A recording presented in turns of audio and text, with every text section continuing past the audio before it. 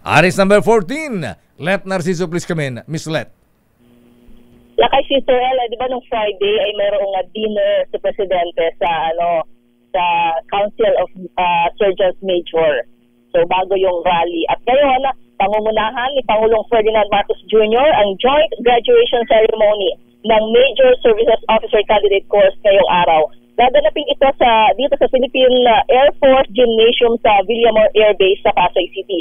Alas 11 ngayong umaga, inaasahan ang Pangulo sa aktibidad. Ayon sa Presidential Communications Office, ipakikita ng Commander-in-Chief ang kanyang suporta sa mga bagong opisyal ng Armed Forces of the Philippines sa kanilang pagtatapos. Kabilang din sa mga inaasahang dadalo, sina Defense Secretary Gilberto Chodoro Jr., AFP Chief of Staff General Romeo Browner Jr., at iba pang opisyal ng pamahalaan. Lakay? Ilan yung gagraduate, Miss Let? Malaman natin mamaya, Lakay. Mga konting minuto na lang pababa na kami. Ayan. So, mag-graduate ng Ayan, mga officers. Ito lang kayong mga naka 4 years na sa kanilang mga kurso tapos nag-training ng 1 taon. Ayan, magiging official na sila ng AFP. Magiging LTCOL na sila o teniente? Ayan. Second lieutenant. Second lieutenant. Second Louis. Ayan. So wala pa ang presidente dyan, Miss Let? Wala pa, Lakay. Wala pa. Mamaya pa siyang alas 11. Ayan, imarites mo kayo mamaya kung kumusta ang aura ng presidente ngayon, ha? Wala na bang hindi na ba sandamakbak ang eyebags niya ngayon?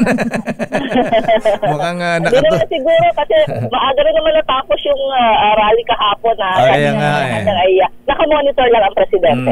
Siguro di na kailangan uminom na sleeping pills kagabi. Ayan. Ay, salamat. So ano pa schedule ng Pangulo bukod sa graduation rice dyan sa Pasay City, Miss Let, sa Villamor? Para ngayong araw na kayo, so far, ito pa lang ang abiso. Yan lang. Ayan. So, abangan natin kung mayroon pa siyang mga meeting mamaya sa palasyo. Ayan. Papayagan mo si Congressman Sandro, ayan, na haharap sa ICI at gusto mo yan, live streaming? O closed door? Palagay ko naman, Lakay, ay hindi siya pipigilan ni Presidente. Ganun ba? Ayan.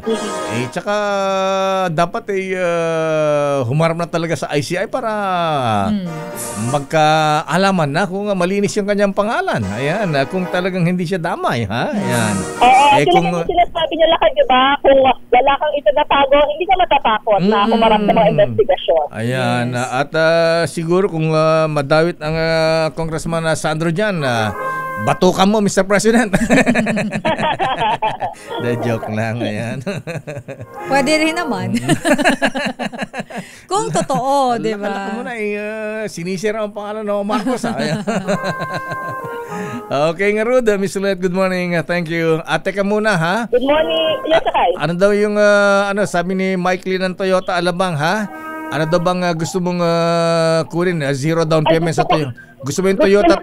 Gusto ko na kayong binabanggit mo nga kanina. Tama raw. Na may sungay. FX yung bago nila ngayon. Ayan, Si Sister L. Ipunan ko yan, Lakay. Yes. Sa aking tindahan. Sabi sa'yo panghakot niyo ng mga solar Magagamit mo sa sa Mindoro panghakot ng yun dun sa palayam mo, yung ekta-ektar. Yung ekta-ektar yung taniman mo ng palay, Miss Let? Ilang hektarya yun? Palay kakarga. Palay. Ayun. Ang lawak kayo ng palayan nitong si Miss Let. Ayan. Baka maniwala sila. 30 hektarya. Ayan. Hindi mo pinapakinggan, solar lights nga daw ilalagay. Solar panels. Kasama lang yun, pero mas marami yung palay. Oo, ayan. Ayan, 30 hectares ng palay yan. Kayang-kaya ng tama raw yan. Dapat pala kay Miss Let tayo bumibili ng bigas. Oo nga, ha? Masarap ang bigas namin sa Mindoro. Oo, mabango yun, tsaka bagong harvest. Maniwala ako dyan. Wala kami natitikman Nakikinig yung tatay ko. Ganun ba? Ayan. Paano tatay mo? Baka isama kayo sa padala kasi regular niya ako pinapadala, Lakay. Ano pala ang tatay mo? Lito Narciso. Tatay Lito, ha? Ayan. Ayan. Merry Christmas po. Kailangan matikman namin kung masarap ba ang bigas. Ayan, mula sa Mindoro. Ayan.